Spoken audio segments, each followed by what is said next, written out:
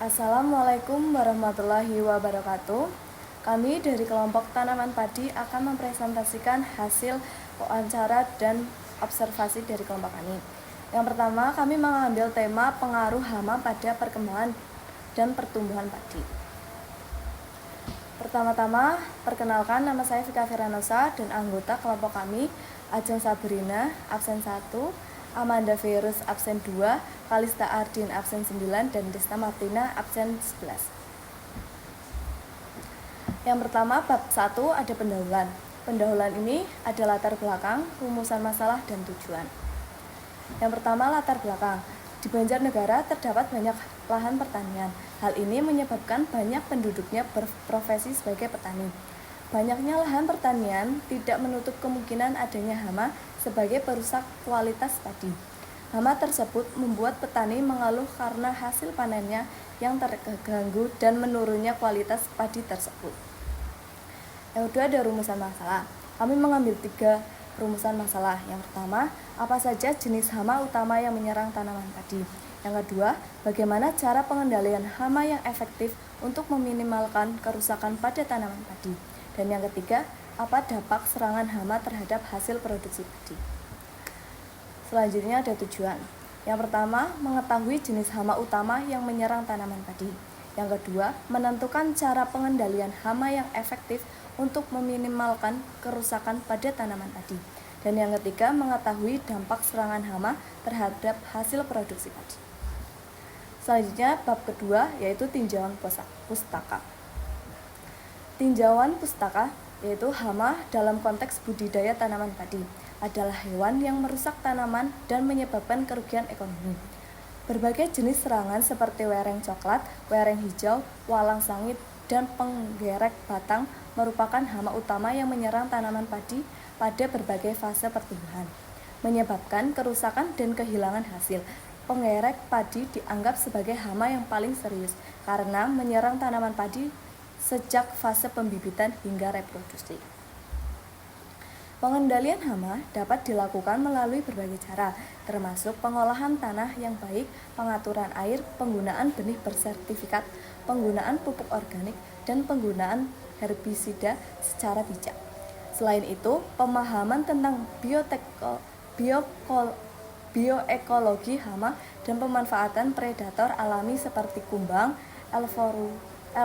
Elphosarum, dan hama octamaculata dapat membantu mengendalikan populasi hama.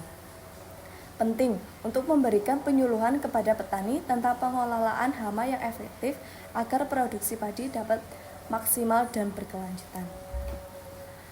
Selanjutnya yaitu bab 3, metode penelitian, yaitu ada waktu dan tempat, bentuk penelitian, sumber dan penelitian. Sumber penelitian yaitu ada wawancara, studi literatur, instrumen wawancara. Waktu dan tempat. Waktu yang pertama itu observasi lapangan tanggal 9 Februari 2025. Wawancara kedua tanggal 10 Februari 2025 dan wawancara pertama 10 Februari 2025 dan wawancara kedua 20 Februari 2025. Tempat yang pertama itu di Argasoka, RT 01, RW 01, Kecamatan Banjarnegara, Kabupaten Banjarnegara. Dan tempat kedua yaitu di Kalipalet, RT 04, RW 07, Kecamatan Banjarnegara, Kabupaten Banjarnegara. Bentuk penelitian. Penelitian ini menggunakan metode penelitian kualitatif.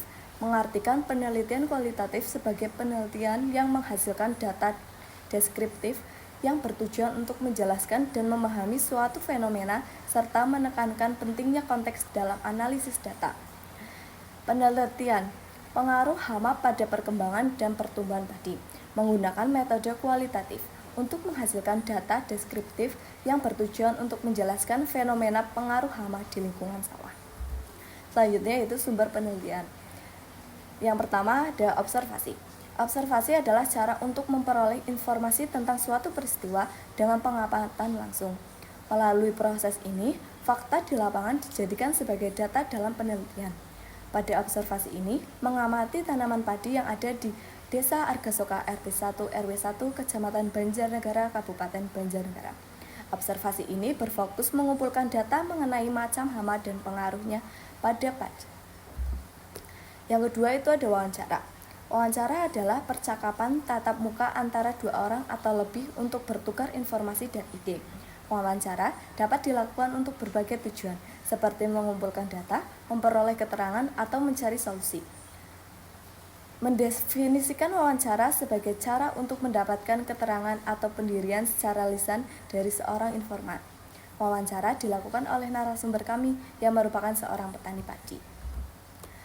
Yang ketiga itu ada studi literatur. Studi literatur adalah metode penelitian yang dilakukan dengan mengkaji data dari berbagai literatur yang relevan dengan penelitian. Studi literatur juga disebut sebagai penelitian kepustakaan atau penelitian perpustakaan. Tujuan studi literatur mendapatkan landasan teori, mencari kerangka berpikir, mencari hipotesis penelitian. Yang keempat ada hasil dan pembahasan. Hasil, berdasarkan observasi dan wawancara dengan petani di Desa Argasoka, 4 jenis hama utama teridentifikasi menyerang tanaman padi, yaitu wereng, belalang, burung pipit, dan tikus. Hama-hama ini menimbulkan berbagai kerusakan pada tanaman, dari fase semai hingga panen, mengancam hasil produksi padi secara signifikan. Serangan hama berdampak serius pada hasil produksi padi. Wereng menghisap cairan tanaman, menyebabkan padi kerdil dan mati. Belalang merusak daun dan batang. Burung pipit memakan bulir padi, menurunkan kualitas dan kuantitas hasil panen.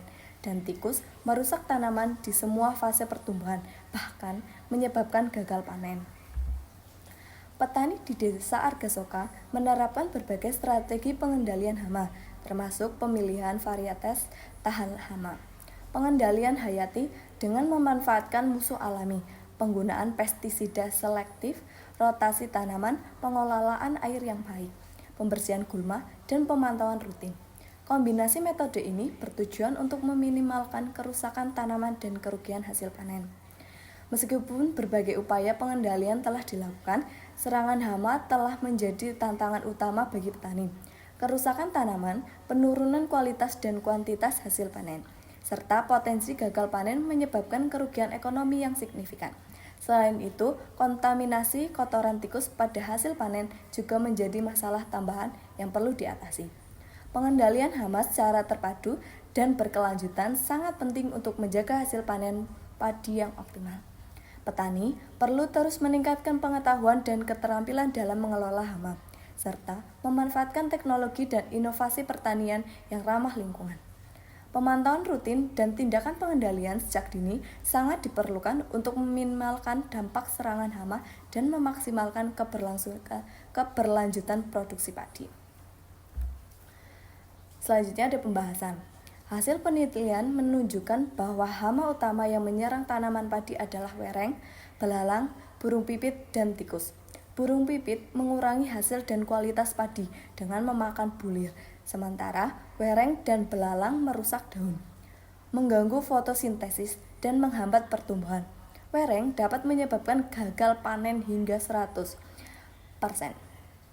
Belalang merusak daun dan malai, dan tikus dapat merusak hingga 80% tanaman dalam satu malam, menurunkan hasil panen secara signifikan. Wereng merupakan hama utama yang dapat menyebabkan gagal panen total atau puso, mengurangi jumlah dan kualitas gabah secara drastis. Belalang merupakan merusak daun hingga hanya menyisakan tulang, batang tanaman, dan daun bendera. Tikus merusak tanaman mulai dari persemaian hingga panen, menyebabkan batang tubuh tidak sempurna, merusak tanaman siap panen, menurunkan bobot produksi, dan mencemari hasil panen dengan kotoran. Petani menerapkan berbagai strategi pengendalian hama, termasuk memilih varietas padi tahan lama, memanfaatkan musuh alami, menggunakan pestisida ramah lingkungan secara selektif, melakukan rotasi tanaman, mengelola air dengan baik, membersihkan gulma, dan melakukan pemantauan rutin. Langkah-langkah ini bertujuan untuk meminimalkan kerusakan tanaman dan menjaga hasil panen yang optimal.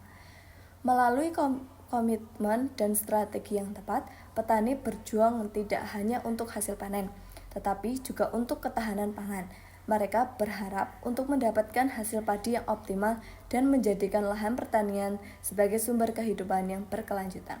Pemantauan rutin dan deteksi dini serangan hama menjadi kunci dalam menjaga keberlangsungan produksi padi.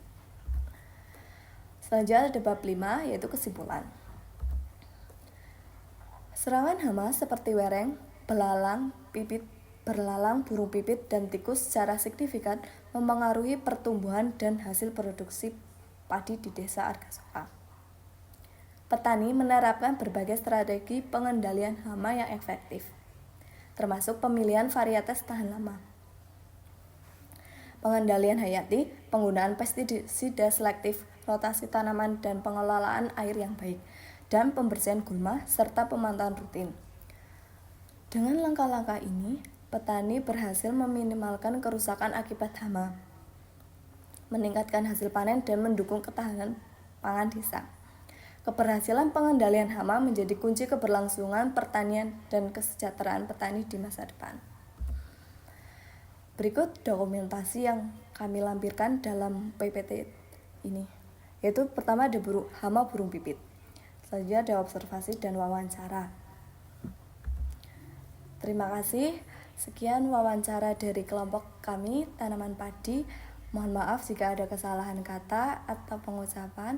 Kami memohon maaf yang sebesar-besarnya. Assalamualaikum warahmatullahi wabarakatuh.